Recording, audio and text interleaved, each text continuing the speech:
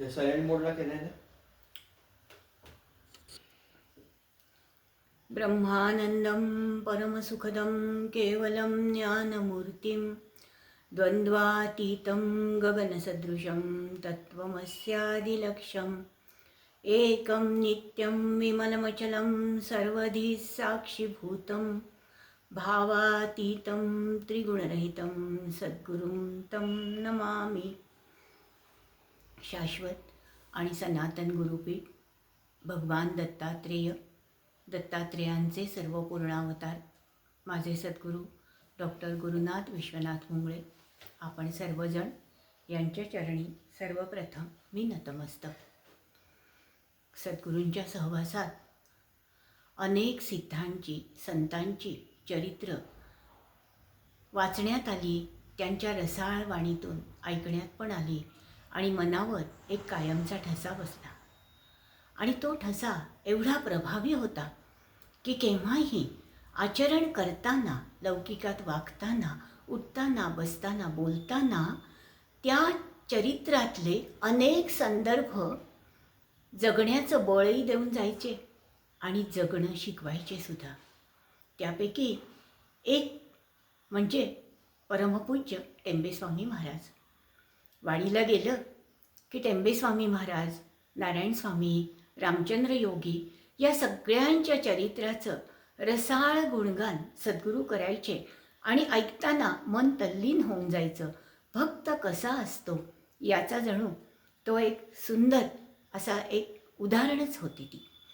आणि त्यातही परमपूज्य टेंबेस्वामी महाराज म्हणजे प्रत्यक्ष दत्तस्वरूप हेच सद्गुरूंनी ठसवलं आणि हेच वास्तव पण होतं. आणि त्यामुळे प्रभाव पडला परमपूज्य टेंबेस्वामी महाराजांचा. आज त्यांची पुण्यतिथी. आपण सर्वजण प्रथम त्यांना नमन करू, शरणागत होऊ. त्यांच्यासारखं आचरण जमणार नाही, पण किमान त्या आचरणाची आठवण ठेवून त्यातला अगदी कणभर भाग जरी आपल्या आचरणात आणता आला तरीसुद्धा आपलं कल्याण होईल यात काही शंकाच नाही आहे. आणि तेव्हा टेंबेस्वामी महाराजांचं चरित्र हे सद्गुरू प्रत्यक्ष दत्तस्वरूप आहेत हेच सांगत असत. आणि मग टेंबेस्वामी महाराजांचे एक 7 खंड हे सरांचे आवडते, अतिशय आवडते. त्याच्यामध्ये टेंबेस्वामी महाराजांचं संपूर्ण त्यांचे चातुर्मास, त्यांच्या बाकी सगळ्या गोष्टी याचं अतिशय सुंदर वर्णन त्याच्यामध्ये आहे. आणि हे चरित्र टेंबेस्वामी महाराजांना आपल्याला माहिती आहे की लौकिकातल्या अनेक उणिवा झेलूनही त्याचा उच्चारही न करता त्या सगळ्या उणिवांवर एकच प्रभावी रामबाण उपाय म्हणजे दत्तनाम आणि अखंड दत्तस्मरण, अखंड अनुसंधान, अखंड उपासना हेच त्यांनी आपलं आयुष्य बनवलं. असे ते परमपूज्य टेंबेस्वामी महाराज. त्यांच्या अनेक गोष्टी आपल्या सगळ्यांना माहीत आहेत. मंत्र म्हणावा कसा याचं उदाहरण त्यांनी आपल्या आचरणातनं दिलं होतं. त्यांची मंत्रवाणी ही ते लहान वयात असतानासुद्धा प्रत्यक्ष एका सर्पराजाला बांधून ठेवण्या इतकी प्रभावी होती. श्री गुरुचरित्रात म्हणलंय त्याप्रमाणे मंत्र हा नुसता उच्चारायचा नसतो, तर मन आणि प्राण एकवटून जो उच्चार होतो तो मंत्र. आणि तसं प्रभावी मंत्र त्यांच्या उच्चारामध्ये तो प्रभाव होता की त्याचा परिणाम हा झालाच पाहिजे. त्या अशा अनेक गोष्टी टेंबेस्वामी महाराज त्यांच्या मागे अखंड लोकांची रीघ असायची. कारण त्या उपासनेचं तेज आणि वैभवच असं होतं की सगळ्यांना आकर्षून घ्यायचं. आणि तेव्हा लोकांनी आणलेल्या अनेक गोष्टी मधलं काहीही राखून न ठेवता त्याचाच प्रसाद बनवून लोकांना पोटभर जेवायला घालायचं हे टेंबेस्वामी महाराजांचं ब्रीदच होतं. यातल्या खूप कथा आपल्याला माहीत आहेत की साधी एक मिरची जरी पडली तरी ते सांगायचे, अरे ही मिरची अशी वाया नका घालवू, देणाऱ्यांनी ती भावनेने दिली आहे आणि ती महाराजांसाठी आली आहे, आपल्यासाठी नाही आहे. त्याचा उपयोग हा चांगलाच व्हायला पाहिजे. वाया घालवणं, बाजूला करणं किंवा तुच्छ काही गोष्टी लेखून त्या कमी आहेत असं दाखवणं हा त्यांचा स्वभावच नव्हता. टेंबेस्वामी महाराजांचे खंड वाचताना एक प्रसंग असा आला, या सत्पुरुषांची चरित्र आपण ऐकतो, वाचतो, पण सद्गुरूंच्या सहवासात जेव्हा त्यातल्या प्रसंगाचं विश्लेषण त्यांच्या वाणीने होतं आणि ते ऐकायला मिळतं, तेव्हा एक वेगळीच गोष्ट समजून जाते. तेव्हा प्रसंग असा होता की काही कारणाने टेंबेस्वामी महाराजांना फक्त ताकावर राहायचं होतं. तर आदल्या दिवशी शिष्यांनी ताक आणून दिलं. दुसऱ्या दिवशी ते सगळे बाहेर गेले होते, नदीवर पूजेला किंवा पाठ काही त्यांच्या स्नानासाठी सगळे शिष्य नदीवर गेले होते. टेंबेस्वामी महाराज म्हटले, वाट कशाला बघायची, आपण स्वतःच जाऊ. आणि प्रत्यक्ष स्वतः टेंबेस्वामी महाराज त्या कुटुंबाकडे गेले. बघा केवढं वैभव आहे, साक्षात दत्त महाराज दाराशी आलेले आहेत, केवढी पुण्याई असेल. पण हा पण जो असतो ना, तो आयुष्यामधला तो फार मोठा पण आहे तो. तेव्हा त्या घरच्या गृहिणींनी ताक तर दिलं नाहीच. त्यांनी मागितलं, माते ताक हवंय, ताक तर दिलं नाहीच, पण त्यांना इतके विपरीत शब्द वापरले, त्यांचा अपमान केला आणि आत्ता काही मिळणार नाही असं म्हणून त्या घरात त्या दारासमोरून त्यांना विनमुख पाठवलं. सद्गुरू हे वाचताना प्रसंग डोळ्यातनं अश्रूच्या धारा वाहत होत्या. सगळ्यांनाच वाईट वाटत होतं. पण सद्गुरूच त्यांनी सांगितलं की तुम्हाला कशाला वाईट वाटतंय. म्हटलं, सर एवढ्या मोठ्या विभूतीचा असा अपमान होणं, ते म्हटले हा अपमान नाही आहे. आणि हा अपमान जर असेल तर तो त्यांचा नाही आहे, तो अपमान आहे की त्या कुटुंबाचा.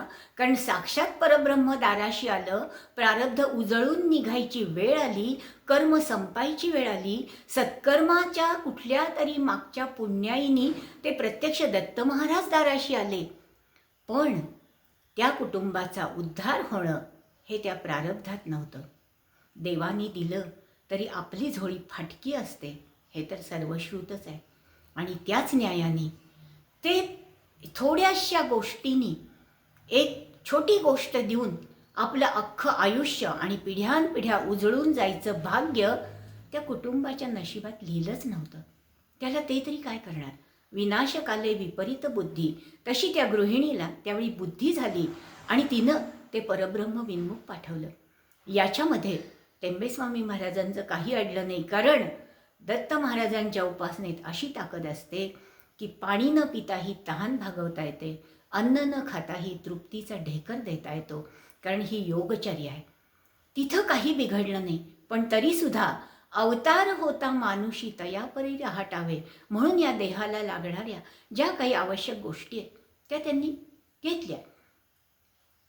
आणि तिथं त्या कुटुंबाचा उद्धार होता होता होता असं काही कर्म आडवं आलं की तो उद्धार राहून गेला. आणि त्यांच्या बाबतीत ती घटना वाईट ठरली. आणि टेंबेस्वामी महाराजांना हळहळ मला ताक दिलं नाही ह्याची नव्हती, तर थोडक्यासाठी त्या कुटुंबाचा उद्धार राहिला किंवा त्या कुटुंबाला काही त्रास भोगावे लागतील याचं दुःख त्यांना झालं.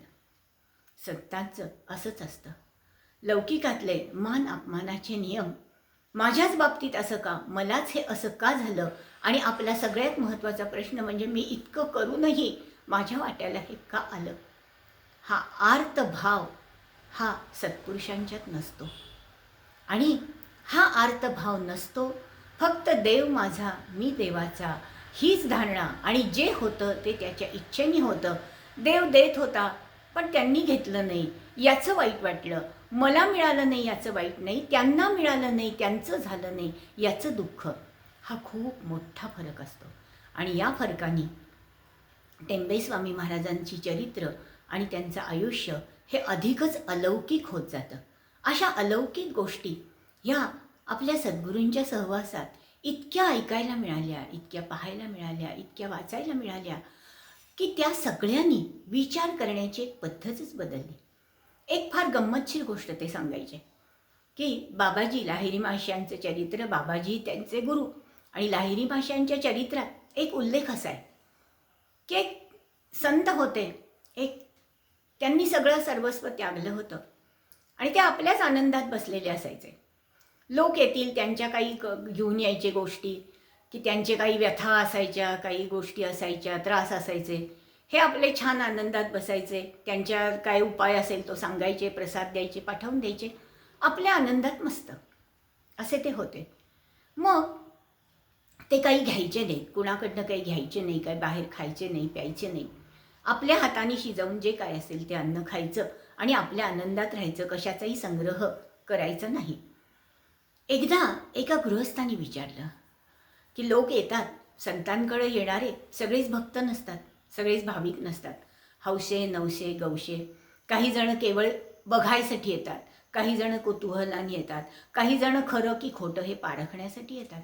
त्यातल्याच एका गृहस्थांनी विचारलं की तुम्ही केवढा मोठा त्याग करताय हो, एवढे लोक तुमच्याकडे येतात, एवढ्या तुमच्याकडे वस्तू होतात, पण तुम्ही संग्रह नाही करत, तुम्ही देऊन टाकता आणि फक्त आपल्या हाताने शिजवून खाता, केवढा मोठा त्याग आहे. संत फक्त हसले आणि म्हणाले, अहो आम्ही कसला त्याग करतोय, आम्ही तर आमच्या आनंदात मस्त आहे, कारण तो परमात्मा आमच्या जवळ आहे, तो खेळतो आमच्याशी, आमच्याकडे बघतो, आमचं पोषण करतो, भरण करतो, आम्हाला काय दुःख आहे हो, आम्ही काही त्याग बी काही केलेला नाही. म्हणले आम्हाला परमोच्च सुख आमच्याकडे आहे, आम्ही नाही त्यागी, खरे त्यागी तुम्ही आहात. त्या गृहस्थांना खूप एकदम असं हे झालं की असं कसं म्हणता हो तुम्ही, हो मी काही खोटं नाही बोलत आणि मी काही तुमची चेष्टा पण नाही करत, खरे त्यागी तुम्हीच आहात. कारण या संसारातल्या आज सुख आणि उद्या दुःख देणाऱ्या अशा आज आहे आणि उद्या नाही अशा गोष्टींसाठी आयुष्यभर ज्याच्यासाठी धडपड करून तुम्ही कष्ट करता, त्यातलं काहीच तुमच्याबरोबर येणार नाही आहे, हे सगळं माहीत असून तुम्ही त्याच्यात सगळा वेळ घालवता आणि ह्या परमात्म्याच्या सुखाला मुकता. खरं म्हणजे हाच त्याग तुमचा फार मोठा आहे, असं त्या संतांनी सांगितलं. आणि हे उदाहरण सद्गुरू नेहमी सांगायचे आणि खूप मजा यायची ऐकताना, की खरंच असं आहे की छोट्या अक्षुल्लक गोष्टीसाठी की ज्या मिळणार नाही आहेत, ज्या असूनही नसणारच आहेत आणि ज्या आपल्यासाठी नाही आहेत, ज्याचा आपल्याला अंतकाळी किंवा आयुष्यात एका टप्प्यावर काहीच उपयोग होणार नाही, त्या गोष्टींच्या मिळवण्यात व्यर्थ आयुष्य आणि सगळं निघून जातं. पण जे खरं वैभव आहे, जे खरं सुख आहे, जे खरं समाधान आहे, जो खरा आनंद आहे, त्याच्यापासनं आयुष्य वंचित राहतं. याच्यापेक्षा मोठी वंचना कुठली, हेच सद्गुरूंची शिकवण आहे. आणि टेंबे स्वामी महाराजांच्या चरित्रातल्या अशा अनेक गोष्टी आणि त्याचे अनेक वेगवेगळे पैलू उलगडून दाखवणारे सद्गुरू आणि त्या सद्गुरूंच्या सहवासात आलेले हे अनुभव, याच्या एवढी मोठी प्रचिती दुसरी काहीच नाही. सद्गुरुनाथ महाराज या प्रचितीच्या आनंदात ठेवा, हीच आपल्या चरणी प्रार्थना. सद्गुरुनाथ महाराज की जय.